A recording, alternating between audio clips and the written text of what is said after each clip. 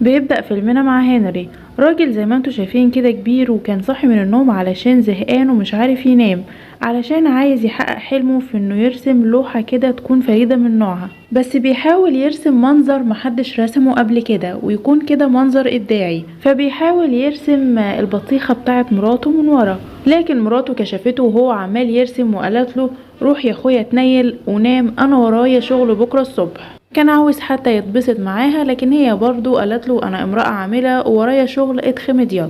وفي تاني يوم الصبح بيروح هنري لكل المحلات اللي بيبيع فيها لوحاته علشان يستفيد من اللوحات اللي بيقعد يرسمها ويتعب فيها، وكمان علشان ينسى موضوع مراته انها امرأة ما بتحبش يعني العسل بالقشطة ومقريفاه في عيشته. لكن في الاخر دخل لمحل ولقى فيه ست جميلة جدا، قعد بقى يعكسها ويضحك معاها ويهزر، وفي الاخر بيحط ايده على، وفي الاخر راح معاها البيت، وبعد كده لقى جوزها مش موجود فعملوا العسل بالقشطة مع بعض.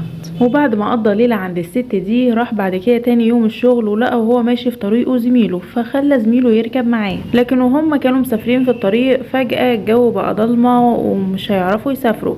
فبعد كده زميله قال له خلاص تعالى عندي البيت وريح لك شويه. ولما وصلوا البيت انطونيو اللي هو يبقى صاحب هنري، لقى هنري ان زوجته زي ما تكون كده مبوزه شويه ومش عايزاه يقعد معاهم في البيت. المهم ان هنري دخل وقعد ان هو يريح في اوضه مخصوصه ليه، لكن اكتشف ان مرات انطونيو عماله تبص له من الشباك. اتضايق طبعا هنري لما شاف مرات انطونيو بتعمل كده وراح سايب لهم البيت وماشي. لكن وهو في الطريق هوبا لقى العربيه ما بتشتغلش وكان هيخبط في شجره، فلقى ان العربيه عايزه ميكانيكي يصلحها. لكن وهو في الطريق بيدور على ميكانيكي راح ودى عربيته الميكانيكي عادي جدا، وبعد كده راح يرتاح في دكانه كده صغيره لقى فيها ست جميله جدا قعد يجازل فيها، وبعد كده راح علشان يشرب له كاس، فلقى واحد واقف جنبه اسمه فيكتور، وبالصدفة بيكتشف ان فيكتور ده رسام مبتكر جدا ورسام شاطر جدا وموهوب، وكمان بيعرض فيكتور اعماله الفنية في المعارض.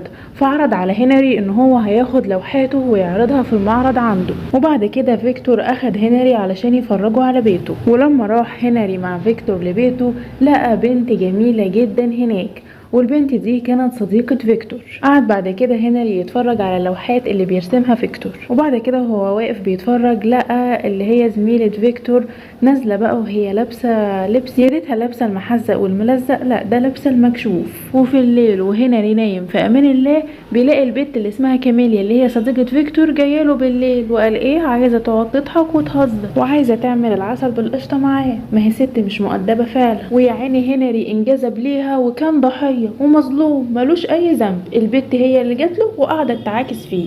ومع مرور الايام يا عيني من هنري زوجته يعني حرماه، فتعلق جدا بكاميليا وبقى بيروح يقضي معاها العسل بالقشطة ويروح يتفسح ويخرج معاها ويقضوا بقى اوقات رومانسية. لكن في الاخر فيكتور اكتشفهم هما الاتنين، واكتشف ان زميلته بتخونه مع هنري، فقرر ان هو هيخلص عليهم هما الاتنين. لكن بعد كده هنري وكاميليا هما الاتنين طفشوا، وكاميليا هربت مع هنري وقضوا حياة ممتعة مع بعض، وكانوا بيروحوا يتفسحوا في المطاعم ويروحوا الشواطئ ومقضينها. وعايزة تجرب عسل بالقشطة مع حد جديد، ما هي ست مش متربية كل شوية مع واحد شكل. وفي يوم من الأيام يا عيني هنري الغلبان الراجل الشقيان رجع لقى كاميليا مش موجودة في البيت، اتاريها حابة تغيره، وزي ما تخلت عن فيكتور اكيد هتتخلى عن هنري، ما هي بتحب تغير والجد. لكن هنري قعد يدور هنا وهنا ويدور في الشقة لكن في الاخر مش لاقيها. لكن وهو بيدور في المطعم اللي قريب من بيته لقى بنت هناك بتشتغل في المطعم، فقالت له انها لقت كاميليا مع راجل كده تخين، واكيد الراجل ده طالما تخين ومقلبص كده جيبه اكيد مليان فلوس، علشان كده هربت معاه. هنري بقى لما سمع كده رجع زعلان يا عيني وكان متأثر، ورجع على بيته ومراته القديمة اللي يا عيني مطهقاه في عيشته. لكن الكارثة هنا انه لقى مراته بتعمل عسل بالقشطة مع واحد غيره، يعني يا عيني الراجل الغلبان طلعت كمان مراته بتخونه. هنري ساعتها اتأثر واتدمر وراح قعد في قرية بعيدة خالص عن بلده علشان ما يشوفش حد ولا يقابل حد، وكان بيحاول انه يقعد يرسم لوحات ابداعيه وفنيه لكنه ما كانش قادر بسبب ان دماغه عماله تفكر في مراته اللي خانته وفي كاميليا كمان اللي اتخلت عنه. وفي يوم من الايام وهو راجع للفندق اللي ساكن فيه كان فيه بنت صغيره اسمها ماريا بتروح توضب له الاوضه بتاعته. بعد فتره هنري اتعرف على البنت دي وبقت العلاقه قويه ما بينهم.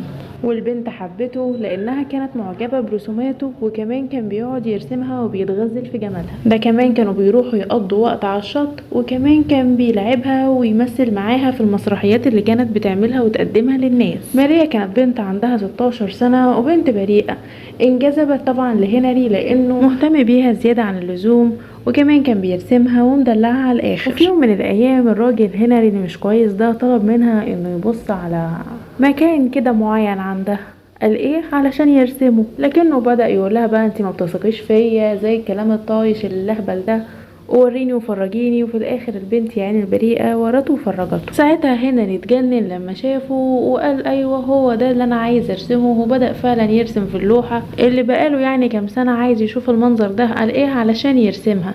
وفي الاخر رسم لوحته وراح عاش مع ماريا زي ما انتوا شايفينه كده، قاعد عمال يتنطط زي فرقع لوز. تقريبا الراجل ده يا اما عنده خيال اهبل يا اما مش طبيعي. وبيخلص الفيلم على الراجل هنري هو فرحان علشان شاف الجزء الممنوع.